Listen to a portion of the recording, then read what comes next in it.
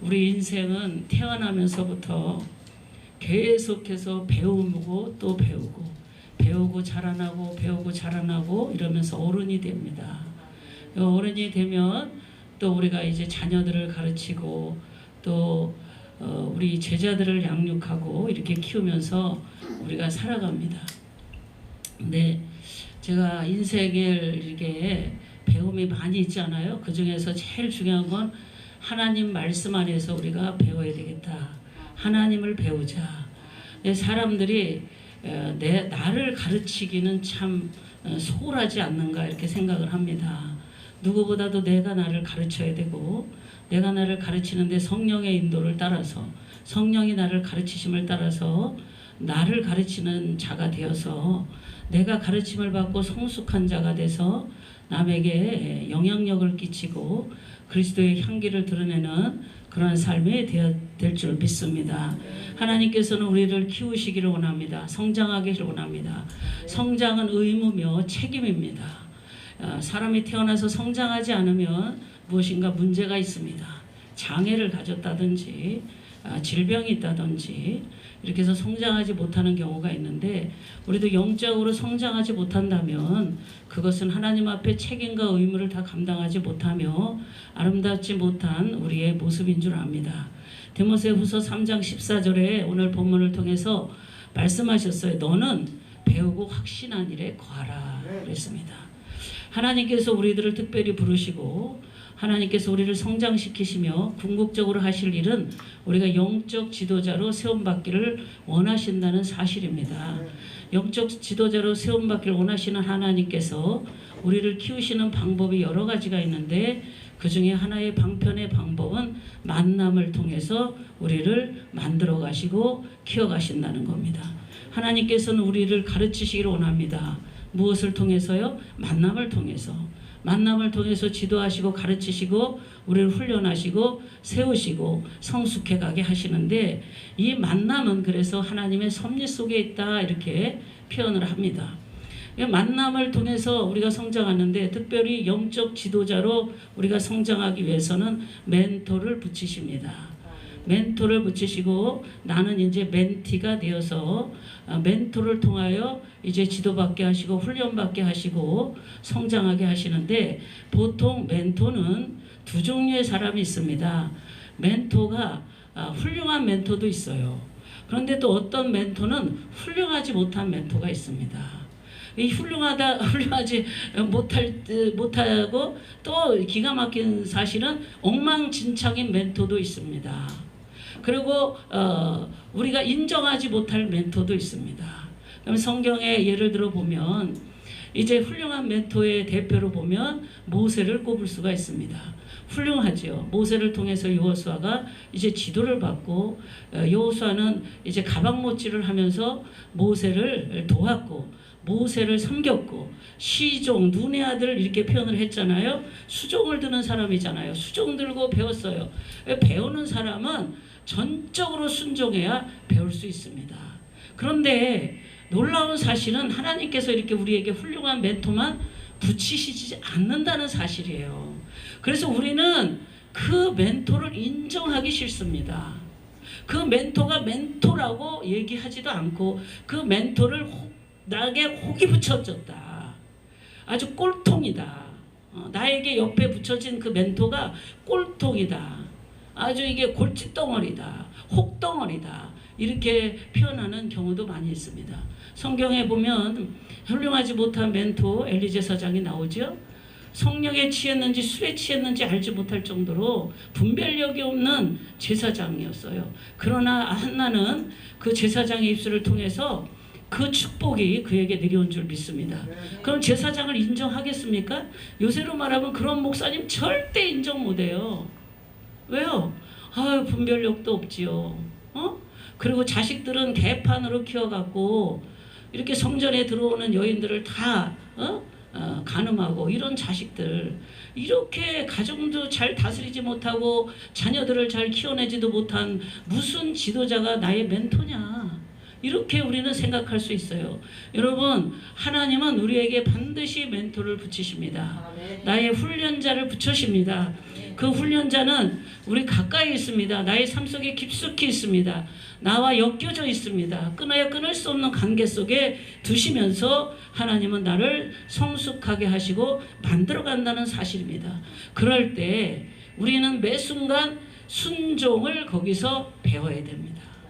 훌륭한 멘토지 훌륭하지 않는 멘토이든지 간에 순종을 배우고 매 순간 매 순간 겸손하게 그 하나님의 일하심을 분별해서 따라가야 됩니다. 그럴 때 우리는 성장하고 성숙하는데 성장함에 있어서 하나님은 반드시 우리를 억압 속에서 키우신다는 거예요. 억압해서 키우십니다. 도저히 헤어날 수 없는 관계 속이나 관계 환경 속이나 문제 속에 우리를 두시고 나를 빠져나오지 못할 무슨 수렁 같은 구덩이에 넣고 나를 키우신다는 거예요. 이것을 억압이라고 표현했는데 이 억압은요 사람을 성장시키는 매개체가 됩니다. 근데 우리는 억압을 풀어달라고 늘 기도해요. 하나님 나 이거 억압 속에서 풀어주세요. 이 억압 속에서 나를 건져주세요. 이게 십자가입니다. 십자가입니다. 우리가 이렇게 착각하고 할 때가 많은데 이 억압에 두지 않으면 우리 인간은요 아주 잡초근성이 있어 갖고요 밟히고 밟혀야 죄성, 악성, 독성이 빠집니다. 자근자근하죠. 어떻게 밟혀요? 또 밟히고 또 밟히고 해도요. 그 이스라엘 백성들에게 너희는 목이 곧은 백성이다 그랬습니다. 우리가 얼마나 즐긴지 예수님의 십자가에 돌아가시지 않으면 해결이 안 날 인간들입니다. 그런 우리가 뭔가 됐냐? 나는 더 밟힐 이유가 없어. 나는 더 훈련받을 이유가 없어. 라고 하나님 앞에서 말할 자는 아무도 없어요. 얼마나 잡초와 같이 근성이 있는지 이 근성이 쏙쏙 빠지려면 그 억압 속에서 나를 밟히고 하는 속에서 우리는 어떻게 돼요? 뽑혀나갑니다. 근데 그것이 이제 왜 그렇게 하실까? 나를 만들려고. 왜 그렇게 하셔요? 하나님 나를 깨트리시려고. 그리고 나를 죽이려고, 나의 자아를 내려놓게 하려고, 또 나를 겸손하게 하려고, 나를 온유한 사람으로 만들려고, 궁극적으로 나를 순종의 사람으로 만들려고 하나님은 오늘도 우리를 억압 속에 두시고 일하십니다. 그래도 견뎌라. 또 견뎌라.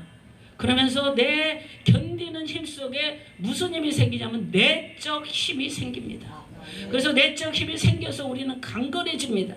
그래서 하나님의 지혜를 입게 되고 하나님의 능력을 입게 되고 하나님의 권세를 입어서 이제 오직 내 힘이 아닌 주님의 힘만 의지해서 주의 권세만 의지해서 하나님만 바라보고 하나님만 따라가는 믿음의 사람이 되는 줄 믿습니다. 그래는 우리서 억압 속에서 키워진다. 이 공이요 이게 탁 세게 바닥에 던질수록 탁 반사작용으로 높이 올라갑니다. 우리는 억압 속에서 기도합니다. 부르짖습니다. 제가 여러분도 다 저와 비슷하겠지만 사람의 이 보통 환경 갖고는 보통 문제 갖고는 부르짖지 않아요. 제가 살아보니까 그러더라고요. 끓는 창자가 끊어질 듯한 부르짖음의 기도, 주님만 바라보는 거는 내가 억압 속에 하늘만 뚫린 그 상황 속에서 우리는 하나님을 찾습니다. 그래서 나를 밟는 자, 우리 일명 그 꼴통은 내 스승입니다. 여러분, 그 스승님을 잘 모셔야 돼요. 그 스승님을 통과해야 됩니다. 그리고 나를 깨트리는 이 환경이 스승이다.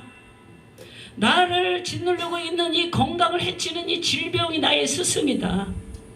나를 어렵게 하고 힘들게 하는 이 상황이 나는 이 스승을 모시고 있다. 할렐루야. 근데 이 스승은 이제 보통 결혼관계를 통해서 제일 많이 옵니다. 제가 보니까 결혼관계를 통해서 제일 많이 와요. 이거는 살 수도 없고 이혼할 수도 없고 도장 찍을 수도 없고 안 찍을 수도 없고 이럴 수도 없고 저럴 수도 없고 제가 이제 어떤 대화 중에 이제 그랬어요. 그럼 안 살면 어떡할 거냐 이거야. 안 살면 어떡할 거야. 이래도 살고 저래도 살아야지. 그래도 사는 게 낫고 할렐루야. 하나님 앞에 낫고 사람 앞에 낫고 자녀들 앞에서도 다요. 제가 그래서 이랬어요. 생명의 위협을 느끼지 않는 한 살아라. 어떠한 문제가 있어도 살아라. 생명의 위협을 느낄 정도가 아니면 견뎌라. 우리말로 별걸 다 봐도 살아라. 결혼관계를 통해서 오고 환경을 통해서 옵니다. 이 환경 지긋지긋해 그 환경이 나를 만들어가요. 나를 정화시킵니다. 나를 새롭게 합니다. 이걸 모르니까 하나님 나한테 왜 이러세요? 하나님 나한테 도대체 뭐 때문에 그러세요? 그 원인을 알려주세요. 원인을 알려주세요. 원인이 뭐예요? 나를 자라게 하시려고. 나를 하나님의 사람으로 만들어 가려고. 하나님은 여러 가지 코스로 우리를 인도하십니다. 그리고 상황 속에서 또 어떤 사람은 가족관계 속에서 부모 자식 가운데 원수 척지게 살면서 거기서 만들어가죠. 거기서 깨닫게 하십니다. 하늘을 애를 사모하게 하십니다.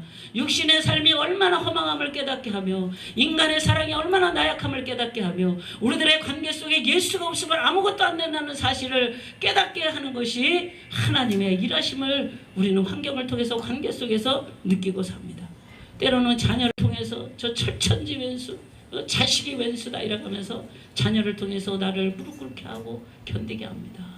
제가 어떤 목사님의 간증을 듣고 참 감동을 받았어요. 중학생짜리가 중3짜리가 동거를 하는 거예요. 말이 됩니까? 중학교 3학년짜리가 집을 나가서 여자하고 동거를 하는 거예요. 이거 도대체 어떻게 자녀를 키워야 될까?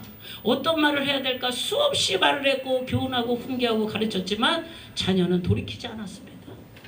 두 부부가 이제 기도했습니다. 기도해도 돌이키지 않았어요. 여러분, 기도하고 행할 일이 있습니다. 두 부부는 이제 엄마는 아들을 찾아갑니다. 아들을 찾아가서 무릎을 꿇고 내가 잘못했다.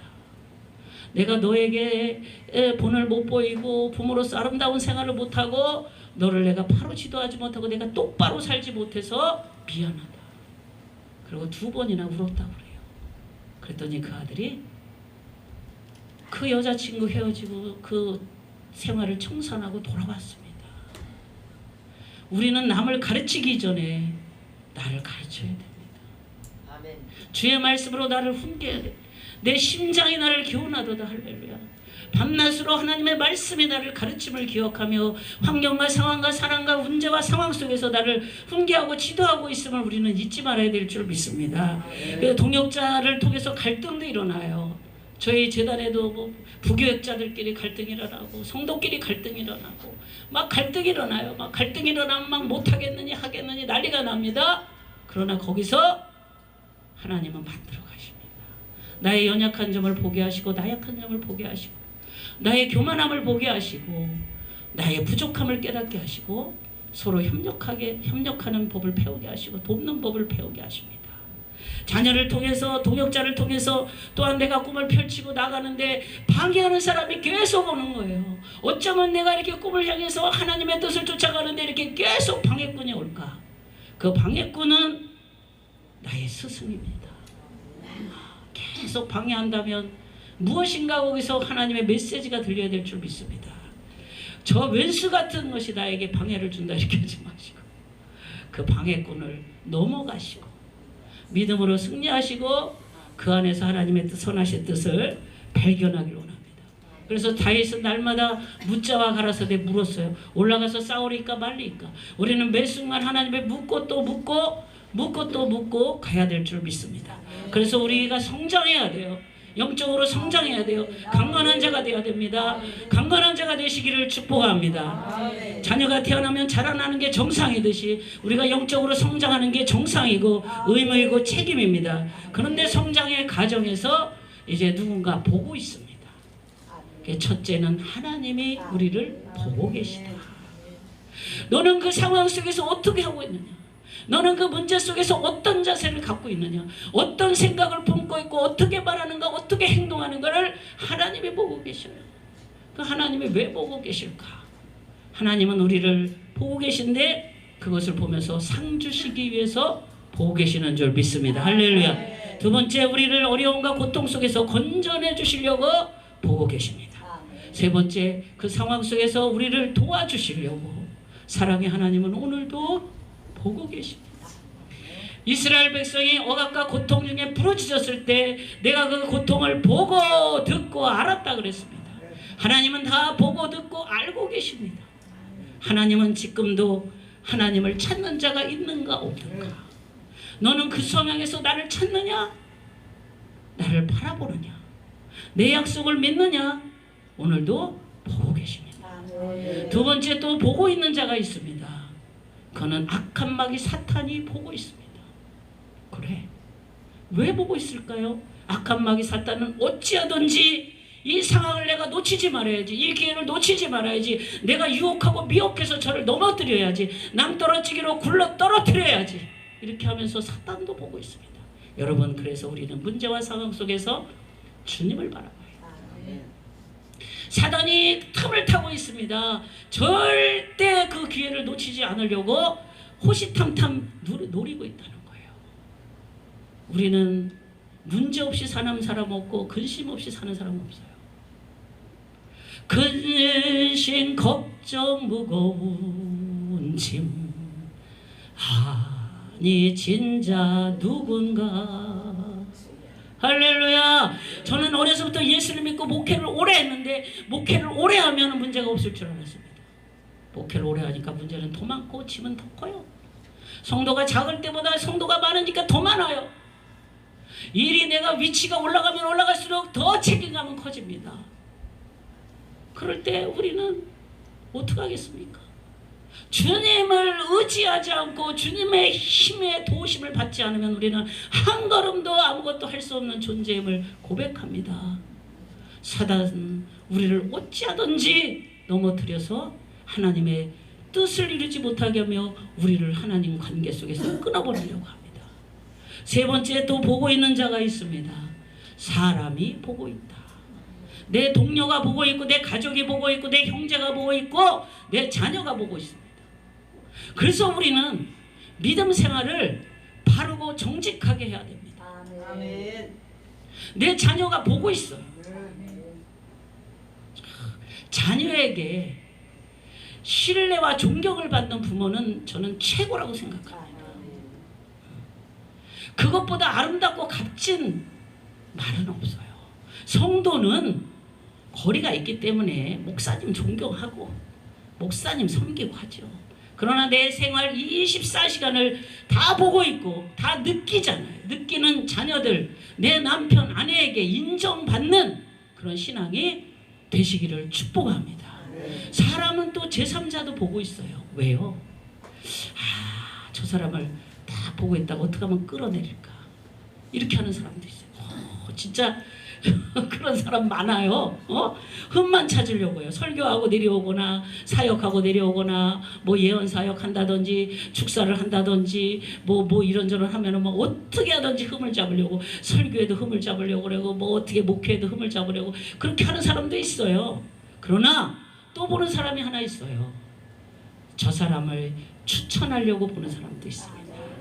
야, 저 사람을 추천해서, 우리는 그러잖아요. 저 사람이 말씀이 좋대 그럼 어디에 추천해서 어떻게 해야겠다 이렇게 생각을 하고, 저 사람과 손을 합쳐서 손을 잡고 주의를 해봐야겠다, 선교를 해봐야겠다, 많은 일을 좀 감당해야겠다. 우리는 혼자 일할 수 없잖아요. 그게 추천하려고 보는 사람도 있다는 거예요.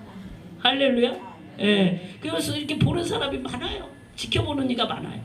또 어떤 직장에 다니는 청년이 주일날도 나와서 일을 하라는 거예요. 우리가 잘 알지만 우리는 그냥 24시간 교회에서 있는 사람들은 주일에 대한 그 메인은 뭐 이런 게 없어요. 자유하잖아요. 근데 직장 생활하는 사람은 저는 참 믿음이 대단하다 이렇게 생각이 들어요. 근데 주일날 일하니까 나는 절대 주일날 일할 수 없습니다. 우리 어머니랑 함께 예배 드려야 됩니다. 그렇게 했더니 사장이 그러면 너는 당장 해고야 그랬어요. 그랬더니 사장님 저를 해고시켜 주세요. 해고를 당한 거예요. 해고를 이제 스스로 당한 거예요. 우리는 참 믿음을 잘 지킬 때 스스로 하는 그 믿음이 참 아름다운데 스스로 이제 해고를 당했습니다. 그런데 거기 회사 사장이 이제 미국에서 이제 다시 지사를 하나 내려고 사장한테 연락이 왔어요. 아, 사장님, 내가 거기 지사를 하나 더 내려고 그랬는데 진짜 신실하고 정직하고 바르고, 여러분 아무리 실력이 좋아도요, 신실하고 정직하고 바르지 않으면 아무 소용없어요. 그 실력보다도 성실하고 정직하고 바른 사람을, 이제 신뢰할 만한 사람을 추천해 달라는데, 자기가 이제 사장이 가만히 생각을 해보니까 아무리 주변에 봐도 내가 데리고 있는 직원들은 일도 잘하고 하는데 성실하지 못해, 정직하지 못해. 그런 사람은 신실하지 못하니까 이런 사람을 내가 추천했다가는 안 되겠다 생각을 하고, 내가 해고한 그 사람은 정직하잖아요. 그 사람을 추천을 했습니다. 할렐루야. 자기가 해고한 그 사람이 이제 어떤 상황에 보니까 제일 믿을만해. 그래서 추천한 거예요. 사람은 정직에는 끝이 있습니다. 성실한 자에게는 사람에게 하나님 앞에도 물론이야 사람 앞에 인정받게 됐습니다. 그런 이렇게 보고 있는데, 하나님은 몇 가지로 우리를 만들어 가시냐, 그거를 이제 말씀드리고 말씀을 마치려고 합니다. 하나님 뭐를 성숙시키시냐? 첫째, 네가 얼마나 진실하냐. 네가 얼마나 진실하냐. 우리는요, 내 심령에 하나님의 형상이 회복돼야 돼요. 내가 얼마나 진실하냐, 너가 정말 처음과 끝이 같냐, 이거를 계속 체크하시고 우리를 만들어 가시고 세워 가십니다. 갈라디아서 보니까 그랬어요. 성령으로 시작하였다가 육체로 마치겠느냐? 내가 이렇게 어리석느냐? 너 어리석냐? 이제 육체로 맞추면 안 되지 않냐, 이 소리예요. 우리가 처음에 성령으로 시작했다면 끝까지 진실하게, 무슨 일을 맡았든지 끝까지 진실하게 가시기를 축복합니다. 두 번째, 정직하냐. 야, 정직하는 거 쉽지 않아요. 적당히 숨기고 적당히 타협하고 적당히 하고, 지금은요 그 적당히 하는 사람을 더 좋아해요.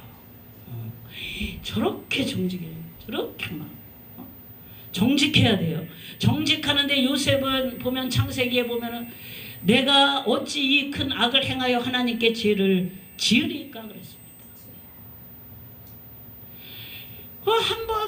한번 뭐 우리 말로 거시기 한다고 해서 편할 것도 없어. 그런데도 이 큰 악을 내가 행하여 하나님께 죄를 지으리까 그랬습니다. 얼마나 심령의 정직. 내가 거룩하니 너희도 거룩하라. 할렐루야. 거룩함이 회복될 때 하나님은 그 사람이 그리스도에게까지 자랐다라고 말씀하시는 줄 믿습니다. 우리는 그리스도에게까지 자라가야 돼. 그 자라가는 것이 하나님이 기뻐하는 거예요. 세 번째, 너는 얼마나 성실하냐. 야, 우리 초등학교나 중학교에 가면 과목이 많아요. 수학도 해야지, 영어도 해야지, 과학도 해야지. 하나님도 우리를 골고루 만들어 가셔. 너는 얼마나 성실하냐. 진실한 사람이, 정직한 사람이 성실하게 되어 있습니다. 성실은 누가 보든지 안 하든지 하는 거예요. 부모가 보든지 안 보든지, 목사님이 보든지 안 보든지, 내 이웃이 보든지 안 보든지, 누가 말을 하든지 안 하든지 성실히 내 책임을 감당하는 겁니다. 할렐루야. 하나님은 불꽃 같은 눈으로 우리를 보셔요. 하나님의 마음에 쏙 드는 자가 되기를 축복합니다. 네. 네 번째, 너는 충성자냐? 넌 충성하냐? 제가 생각을 했어요. 아이는 하나님 앞에 충성이 몇 점일까? 혼자 30점? 40점? 아버지 나 지난날에 충성했어요. 나 충성했는데요. 그래도 하나님은 예수 그리스도의 분량까지 자라기를 원해요. 내가 어떤 때는 도대체 왜 그러셔요? 왜 그러셔요? 이만큼 하면 됐지? 충성은 히브리서의 3장 2절에서 6절 보니까 그랬어요. 그를 자기를 세우신 이에게 신실하시기를 하나님의 온 집에 한 것 같이 신실하게. 민수기 12장 7절에 그는 내 온 집에 충성자니라. 할렐루야. 누가요? 모세가 그렇게 충성한 거예요. 얼마나 충성을 하고 영혼을 사랑했는지 생명책에 내 이름이 없어져도 좋습니다. 자기가 맡겨진 일을, 저 애굽에서 출애굽한 저 이스라엘 백성을 이제 저 천국으로 인도하는 그 사명을 내 이름이 생명책에 지어질지언정 저들을 사해달라고, 이끌어달라고, 살려달라고 모세냈습니다. 우리는 거의 제가 말씀을 증거하고 이렇게 돌아다니면 다 영적 지도자들이에요. 이 방송을 보는 분들은 이제 다른 분도 혹시 계시겠죠. 그러나 우리는 영적 지도자로서 그렇게 충성된 책임감 있는 그러한 성숙자로 더 세워지기를 축복합니다. 다섯 번째는 네가 얼마나 순종하냐 이겁니다. 얼마나 순종하냐. 매사에 순종하냐. 그래서 말씀에 순종이 제사보다 낫고 듣는 것이 순양의 기름보다 낫다 그랬습니다. 순종은 언제 우리가 잃어버렸냐면 아담과 하와가 창세기에서부터 잊어버린 거예요. 순종의 힘을 잃어버렸어요. 불순종했기 때문에. 그래서 이 순종만 할 수 있다면 우리는 걱정이 없어요. 왜 이렇게 발버둥을 쳐요? 내가 순종하지 못하니까. 아버지 머리로는 아는데 마음으로는 원인데 몸이 약한 동화처럼 내가 순종하고 싶은데 순종할 힘이 없는 거예요. 순종의 힘이 회복될지어다. 순종의 역사는 날지어다. 할렐루야. 순종을 되찾아와야 돼요. 에덴 동산에서 잃어버린 그 순종을 찾아와야 돼요. 부모가 순종할 때 자녀도 순종하고, 목사가 순종할 때 성도가 순종하고, 대표가 순종할 때 모든 회원들이 순종하고. 할렐루야. 믿음의 사람이 먼저 순종할 때, 앞장선 사람이 순종할 때, 예수님께서는 죽기까지 복종하시고 순종하신 줄 믿습니다. 할렐루야. 그래서 순종이 힘이다. 순종이 능력이다. 순종이 권세다. 네. 나를 억압하는 그 사람을 통해서 내가 순종을 배우게 하잖아요. 정말 저 꼴통 때문에 내가 울다가 능력받는 거예요. 저 꼴통 때문에 내가 인간 되는 거예요. 인내도 배우고, 오래 참는 거를 배우고, 용서하는 거를 배우게 하시고, 또 소망 중에 즐거워하는 자로 세워가시고. 할렐루야. 마지막에 너는 진짜 진실로 감사하냐, 범사에 감사하냐. 감사의 능력이 얼마나 큰지. 이래도 감사 저래도 감사하냐? 아파도 감사, 추워도 감사, 억울해도 감사, 얻어 터져도 감사. 감사하냐 이거. 저는 교회에서 이제 많은 일이 일어나는 거예요. 저도 인생에 뭐 여러분 다 똑같잖아요. 근데 제가 이제 교회에서 이런 말을 했어요. 아직 나는 그런 믿음은 못됐다. 내 자식을 죽이는 그런 살인하는 그런 거는 나는 아직 믿음이 거기까지 안 된다. 그러나 다른 꼴은 이제 다 보겠다 그랬어. 무슨 말인지 다 이해가 되실 거예요. 살인이 안 일어나는 한 별짓거리가 다 일어나도 나는 꼴 보겠다. 그러고 나니까 평안해요. 용서가 돼요. 용서가 돼. 그러고 나니까 그것도 감사하더라. 그것도 감사하더라. 왜요? 그 일 때문에 내가 기도했기 때문에 감사하고, 그 일 때문에 내가 하나님을 배워가서 감사하고, 그 일 때문에 성경을 내가 더 파고들어서 감사하고, 그 일 때문에 이 육신의 나약하고 이 연약한 나를 주님 앞에 더 의지할 수 있었기 때문에 감사하고, 헛된 이 세상에 마음 안 두고 저 천국에 소망 두고 복음 전하는 자로도 세워짐이 감사하고. 할렐루야. 영혼구원에 집중하게 되면 감사하더라. 할렐루야. 네. 그래서 우리는 감사밖에 없는 줄 믿습니다. 제가 하나님의 지극한 사랑, 그 시, 좋은 시가 있어서 갖고 왔어요. 근데 이 시를 읽고 저도 얼마나 많은 은혜를 받았는지. 긴 광야를 걷고 그 길 끝에 서서 나의 걸어온 길을 돌아본다. 내 생각과 너무 다른 길. 그래서 수만 번도 더 물어온 길. 도저히 이해할 수 없는 걸음들이라 묻고 또 물었다. 실패와 실수, 이름과 수치, 멸망과 좌절, 매맞음과 침뱉음, 견딜 수 없는 모욕과 억울함으로 얼룩진 그 길 끝에서 아무것도 없었다.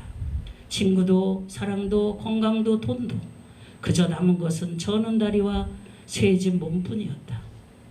그때 나지막히 들리는 음성, 나는 실수하지 않는다. 너는 너의 소유를 다 팔아 나를 샀단다.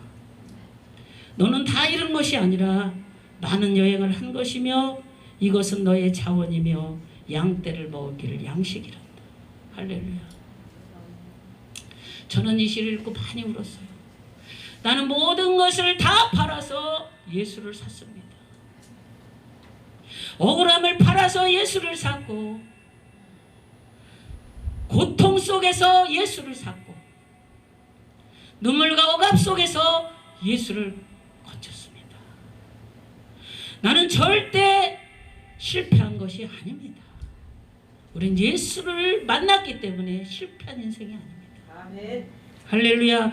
그래서 이제 너는 너의 소유를 다 팔아서 나를 샀단다. 그 말씀이 아주 얼마나 제 마음이 기쁘고 결론과 정리가 아주 깔끔하게. 너는 다 잃은 것이 아니야.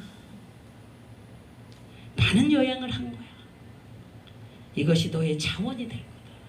여러분, 억압과 고통 속에서 받은 그것을 통해서 이제 영적 무기가 돼서, 건강을 통해서 내가 더 강한 힘이 생기고 강한 능력이 오고, 관계 속에서 억압 속에서 슬픔과 고통과 괴로움이 나를 강하게 해서 예수로 세워져서 이제 무기가 되어서 영적 자원이 되어서 남을 살리고 나가 부유해지고 궁극적으로 하나님의 나라를 건설하며 주의 뜻을 이루며 영광 돌리는 삶이 되는 줄 믿습니다. 아멘. 우리는 이 깨달은 말씀을 이제 어떻게 해야 돼요? 마지막으로 내가 배웠다면 이제 부지런히 가르쳐야 돼요. 아멘. 자녀들에게, 내 이웃들에게, 형제들에게 성숙함은 두 가지로 옵니다. 먼저 나를 가르침으로 성숙함이 오고, 내가 남을 가르침으로 또 성숙함이 옵니다. 그래서 내가 알고 깨닫고 느낀 것을 자녀들에게 가르치고 제자들에게 가르쳐. 너희는 가서 제자 삼아 아버지, 아들과 성령의 이름으로 세례를 주고 내가 본받은 모든 것을 가르쳐 지키게 하라. 할렐루야. 그래서 내가 깨닫고 한 그것을 이제 부지런히 가르쳤어. 하나님의 자녀로 세워가며 많은 사람이 주의 말씀으로 살아가는 복된 역사가 저와 여러분을 통해서 일어날 줄 믿습니다. 그런 내가 축복이 저와 여러분에 있을 줄 믿습니다.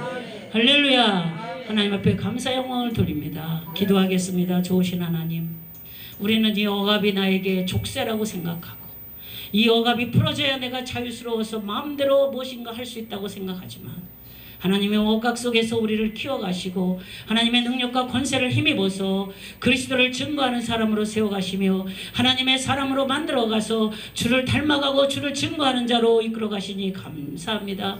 어리석은 생각에 빠져있는 자가 있다면 하나님 이제 깨닫게 하시고, 이제 모든 것을 더 감사로, 순종으로, 정직으로, 성실함으로, 진실함으로 우리가 살아갈 수 있는 아름다운 하나님의 자녀의 모습으로, 지도자의 모습으로 더 서가게 축복하실 줄 믿사옵고, 영광을 받으실 우리 주 예수님의 이름으로 기도 올려싸옵나이다. 아멘.